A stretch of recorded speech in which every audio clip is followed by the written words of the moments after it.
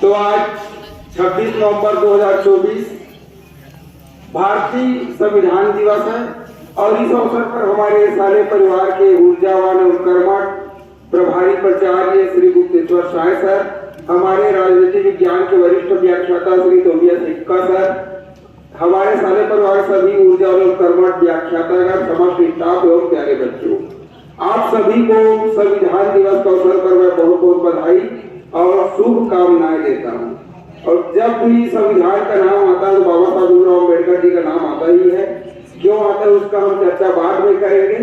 और कार्यक्रम को शुरुआत करते हुए मैं आदरणीय श्री गुप्तेश्वर साय सर और एक्का सर से अनुरोध करूंगा कि बाबा साहब भीमराव अम्बेडकर जी की तस्वीर के समक्ष धूप प्रज्वलन करेंगे।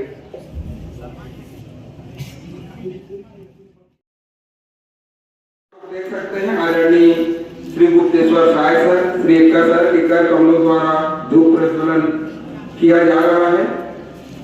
भारत के लिए 26 नवंबर का दिन ऐतिहासिक रहा है, क्योंकि 26 नवंबर 1949 को भारत के संविधान को अपनाया गया था और बाद में 26 जनवरी 1950 को इसे पूरे देश में लागू किया गया था। भीमराव अम्बेडकर को संविधान निर्माता और शिल्पकार माना जाता है। उन्हें 29 अगस्त 1947 को संविधान ड्राफ्टिंग कमेटी का अध्यक्ष के रूप में नियुक्त किया था। उनका मानना था कि विभिन्न वर्गों के बीच अंतर को बराबर करना महत्वपूर्ण था, अन्यथा देश की एकता को बनाए रखना बहुत मुश्किल होगा। उन्होंने धार्मिक, लिंग और जाति समानता पर जोर दिया था। अम्बेडकर ने वर्गों के बीच सामाजिक संतुलन बनाने के लिए आरक्षण प्रणाली की शुरुआत की थी। बाबा साहब अम्बेडकर की, बाबा साहब अम्बेडकर की, भारत माता की, भारत माता की। संविधान जिंदाबाद हो, संविधान संविधान। भारत को एक संपूर्ण प्रभुत्व संपन्न समाजवादी, पंथ निरपेक्ष, लोकतंत्रात्मक गणराज्य बनाने के लिए तथा उसके समस्त नागरिकों को सामाजिक, आर्थिक और राजनैतिक न्याय, विचार, अभिव्यक्ति, विश्वास, धर्म और उपासना की स्वतंत्रता,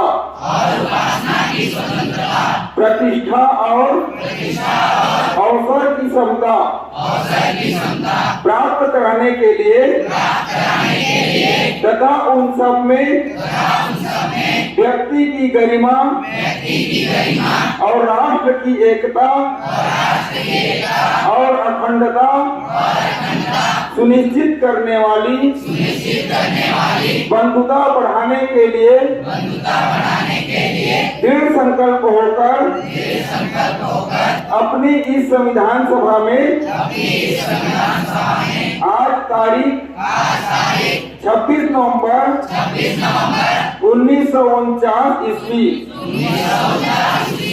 मिति मार्गशीर्ष शुक्ला सप्तमी संवत 2006 विक्रमी को एतत् द्वारा इस संविधान को अंगीकृत, अधिनियमित और आत्मसमर्पित करते हैं। चलिए, बहुत बहुत धन्यवाद आप सभी का। और अब मैं हमारे देश अंग्रेजों को गुलाम से छुटकारा 15 अगस्त 1947 को हुआ। उसके बाद हमारा देश में कोई ऐसे कोई नियम नहीं था। हम लोगों को अपने लोकतंत्र बनाने के लिए एक संविधान की आवश्यकता थी, ताकि हमारे देश को अच्छी तरह से शासन व्यवस्था बना के अच्छी तरह से शासन कर सके। इसके लिए उन्होंने एक समिति बनाई और विभिन्न 5 समिति बनाई गई, जिसमें विभिन्न विभाग के सदस्यों को रखा गया। उच्च कोटि के अनुभवी श्रेष्ठ राजनीतिज्ञ, अनुभवी नेता इसमें सम्मिलित हुए और उन्होंने एक अच्छे संविधान का निर्माण किया। उस निर्माण में बहुत समय लगा। कुछ बच्चे जानते होंगे हमारे संविधान निर्माण में कितने समय लगा होगा। सब जानते हैं 2 वर्ष 11 माह 18 दिन लगे है। उसके बाद ये जो संविधान बना, उस संविधान को और 26 जनवरी 1950 को इस सभा को बनाने के लिए, इस संविधान को बनाने के लिए कुछ समिति बनाई गई। इसमें 5 समिति बनाई गई। इसमें है संघ संविधान समिति, प्रांतीय समिति, संघ शक्ति समिति, मूल अधिकार अल्पसंख्यक परामर्श समिति और प्रारूप समिति। इन समिति में अलग अलग व्यक्ति को चुना गया, जिससे अलग अलग विषय में अपनी जो अनुभव था उसको प्रस्तुत हमारे संविधान में अंकित किया जाए। उसके बाद संविधान निर्माण में को अंतिम रूप देने के लिए 29 अगस्त 1947 को संविधान सभा ने डॉक्टर भीमराव अंबेडकर को अध्यक्षता में 7 सदस्य को चुना गया, जो एक अनुभवी निष्ठावान व्यक्ति लोग और राजनीतिक नेता को चुना गया। 20 नवंबर 1949 को पूर्ण रूप से लागू बन के तैयार हो गया और 26 जनवरी 1950 को लागू किया। इतना ही कहकर मैं अपना वाली विराम करता हूँ। धन्यवाद। बहुत बढ़िया सर, बहुत ही बढ़िया जानकारी आपके द्वारा संविधान के संबंध में दिया गया और सभी बच्चों को, सभी लोगों को संविधान के बारे में जानना चाहिए। संविधान को जानेंगे तभी आप अपने अधिकार हक को प्राप्त कर सकेंगे। संविधान के समक्ष सभी लोग समान हैं, तो उसके सामने कोई भी जाति, धर्म, गरीब अमीर किसी प्रकार का भेदभाव नहीं है।